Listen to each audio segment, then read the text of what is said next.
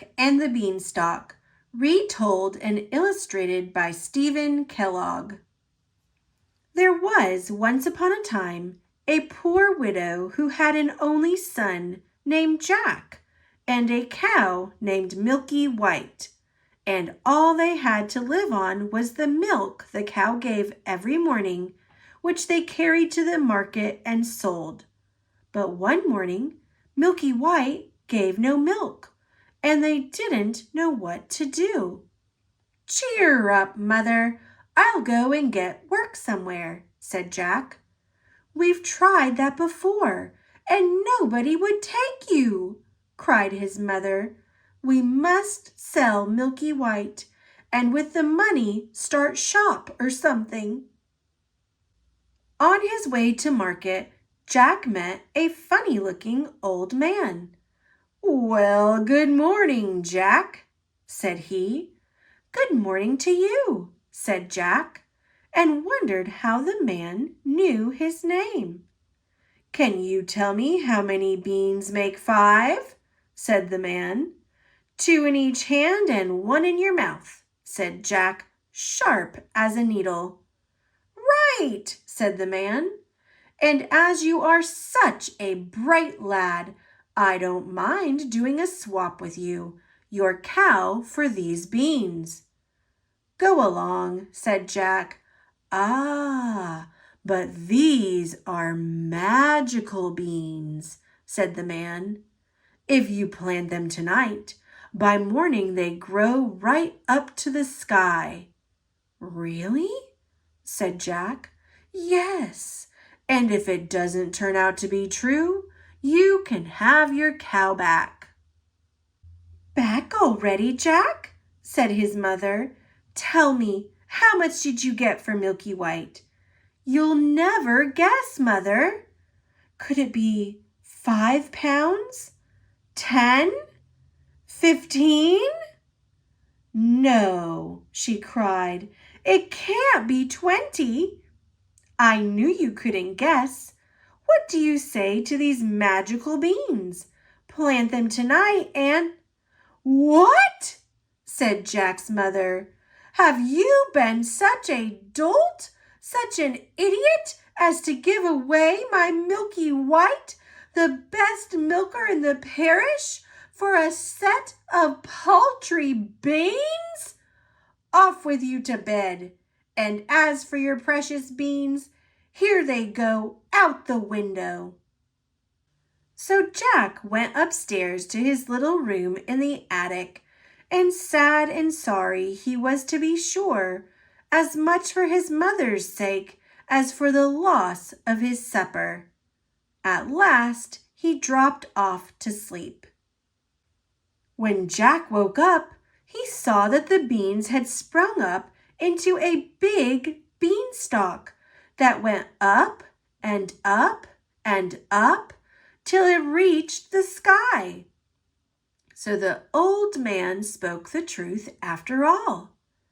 Jack gave a jump onto the beanstalk, and he climbed, and he climbed, and he climbed, and he climbed, and he climbed, and he climbed, and he climbed, till at last he reached the sky. Jack walked along, and he walked along, and he walked along, till he came to a great big tall house, and on the doorstep was a great big tall woman. "Good morning, Mum," said Jack. "Could you be so kind as to give me some breakfast?" "It's breakfast you want, is it?" said the great big tall woman. "It's breakfast you'll be if you don't move on. My man is an ogre, and there's nothing he likes better than broiled boys on toast." "Oh, please, Mum," cried Jack. "I've had nothing to eat since yesterday morning, really and truly, Mum. I may as well be broiled as die of hunger." Well, the ogre's wife was not half so bad after all. She took Jack into the kitchen and gave him some bread and cheese, when all of a sudden, thump, thump, thump.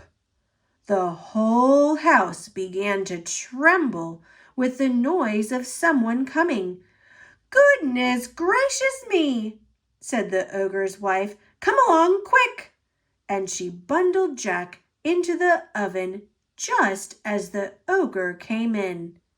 He was a big one, to be sure.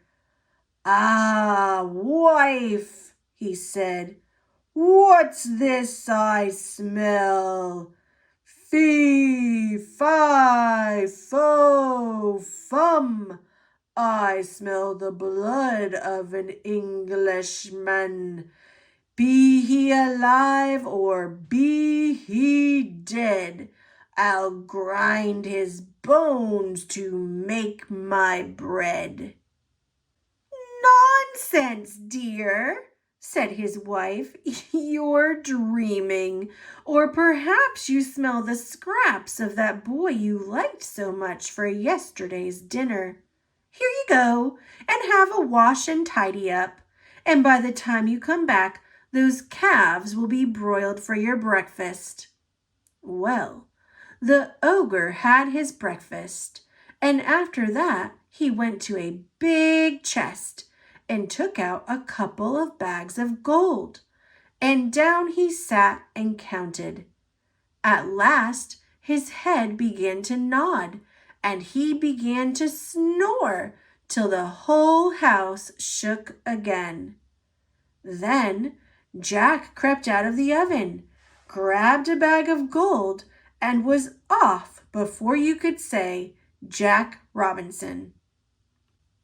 When Jack came to the beanstalk, he threw down the gold, which of course fell into his mother's garden. Then Jack climbed down. "Well, mother," he said, "wasn't I right about the beans? They really are magical, you see." So they lived off the bag of gold for some time, but at last they came to the end of it, and Jack made up his mind to try his luck once more up at the top of the beanstalk. One fine morning he rose up early and jumped onto the beanstalk, and he climbed and he climbed and he climbed, and he walked and he walked and he walked, till at last he came to the great big tall house he had been to before. There, sure enough, standing on the doorstep was the great big tall woman. "Go away, my boy," said the big tall woman, "or else my man will eat you up for breakfast. But aren't you the youngster who came here once before? Do you know that very day my man missed one of his bags of gold?" "That's strange, Mum," said Jack, bold as brass. "I dare say I could tell you something about that, but I'm so hungry I can't speak till I've had something to eat." Well, the big tall woman was so curious that she took him in again. All happened as it did before. Thump, thump, thump. They heard the ogre's footsteps, and his wife hid Jack away in the oven. "Fee-fi-fo-fum." After breakfast, the ogre said, "Wife, bring me the hen that lays the golden eggs." So she brought it, and the ogre said, "Lay." And it laid an egg all of gold. Soon the ogre began to nod his head and to snore till the whole house shook. Then Jack tiptoed out of the oven, nabbed the golden hen, and off he peltered. But this time the hen gave a cackle that woke the ogre, and just as Jack got out of the house, he heard him roaring, "Wife, wife, what have you done with my golden hen?" When Jack got home, he showed his mother the wonderful hen and said, "Lay," to it. And it laid a golden egg every time he said, "Lay." Well, it wasn't very long before Jack decided once again to try his luck up there at the top of the beanstalk. This time he knew better than to go straight to the ogre's house. When the big tall woman came out with a pail, he crept into the house and got into the bread box. He hadn't been there long when he heard thump, thump, thump, as before, and in came the ogre and his wife. "Fee-fi-fo-fum, I smell the blood of an Englishman. I smell him, wife, I smell him." "Do you, my dearie?" said the ogre's wife. "Well, if it's the little rogue that stole your gold and the hen, then he's sure to have got into the oven." They both rushed to the oven, but Jack wasn't there. And the ogre's wife said, "There you are again with your fee-fi-fo-fum.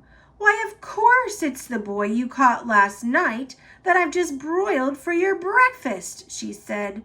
"How forgetful I am, and how careless you are not to know the difference between live and dead after all these years." "Well, I could have sworn," muttered the ogre, and he searched the larder and the cupboards and everything. Only luckily he didn't think of the bread box. After his breakfast was over, the ogre called out, "Wife, bring me my golden harp." So she brought it, and he said, "Sing!" And the golden harp sang most beautifully. And it went on singing till the ogre fell asleep and began to snore like thunder. Then Jack lifted the lid very quietly and crept like a mouse on hands and knees till he came to the table, and up he crawled and caught hold of the golden harp. But the harp called out, "Master! Master!" And the ogre woke up. Jack ran as fast as he could, and the ogre came rushing after. When the ogre saw Jack climbing down for dear life, he swung himself onto the beanstalk, which shook with his weight. Down climbed Jack, and after him climbed the ogre. Jack called out, "Mother, mother, bring me an axe." Jack's mother rushed out with the axe in her hand, and Jack gave a chop at the beanstalk, cutting it in two.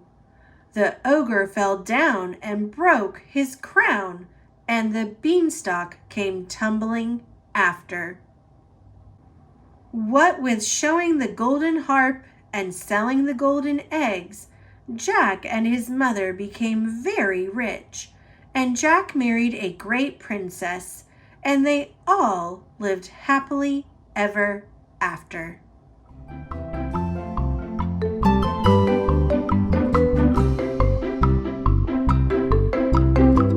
Thanks for watching. Click subscribe. See you later, alligator.